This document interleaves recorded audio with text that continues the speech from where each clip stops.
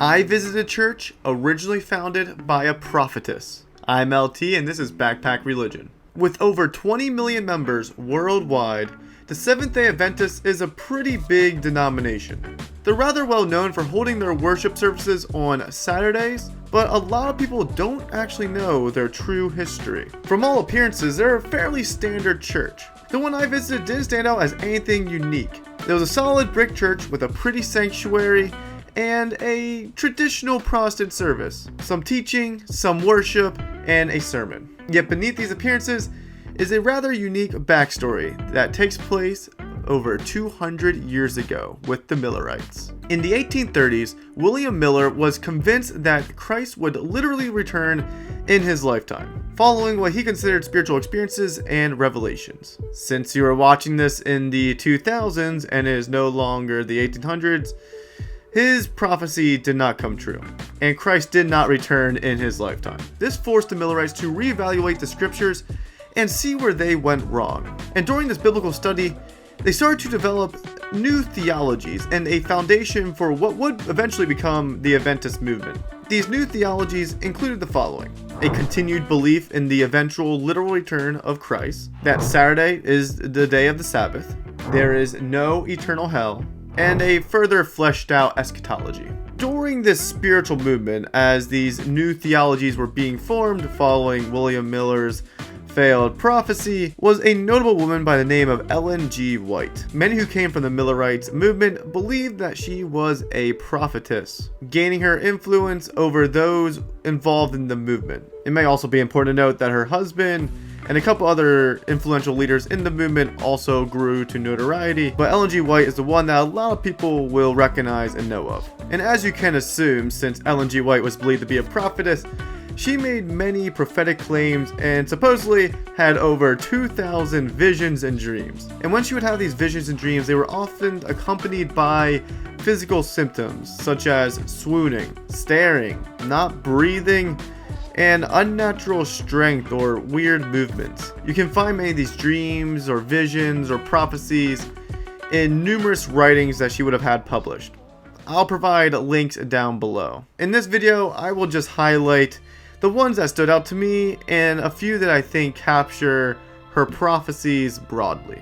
I'll start with a simple one. She supposedly told her husband to start a small publication that would quickly grow into something much larger, becoming, and I quote, streams of light that went clear around the world. She also prophesied that while they were trying to spread their religion, it would reach across the world, and she named specific places such as China, Australia, New Zealand, Africa, and India. Ellen was also very fascinated with the end times and eschatology, so a lot of her prophecies included warnings of increased warfare, pestilence, disease, famine, and other catastrophes that would soon take place because the end times were near. And finally, the one that I found to be the most interesting is this one. She also apparently had a prophecy that the Roman Catholic Church and Protestants would unite as Roman Catholicism would rise in popularity among all Christians. Yeah, that last one was the most unique to me. However, that gives you an idea of what type of prophecies Ellen was known for. She was known a lot for internal prophecies about the success of their own personal movement or the Seventh-day Adventist movement, and for prophecies outside their movement, she often spoke of disaster, end times, and cataclysmic events. To Ellen's credit, the Adventist movement did grow rather quickly.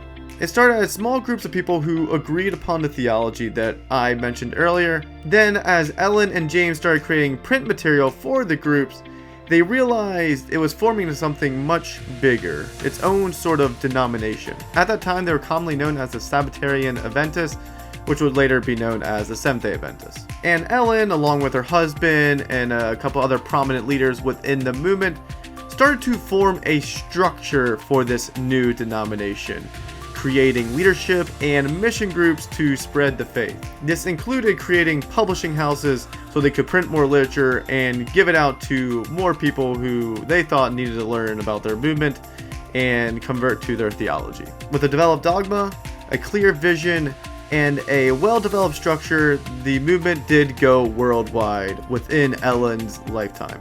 Eventually, she did pass away at the age of 87 in the year 1915.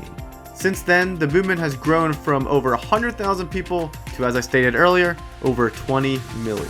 In a little over 100 years. So that's pretty fast growth for a religious movement. And thanks to her movement, I was able to visit a church started by a prophetess, which from the outside is like most other Protestant churches, but once you dig a little deeper, has more going on. With that being said, let me know your thoughts on the Seventh-day Adventist movement and where I should go next, or what story should I uncover next within the religious world. Like and subscribe to support my mission to visit everything religion.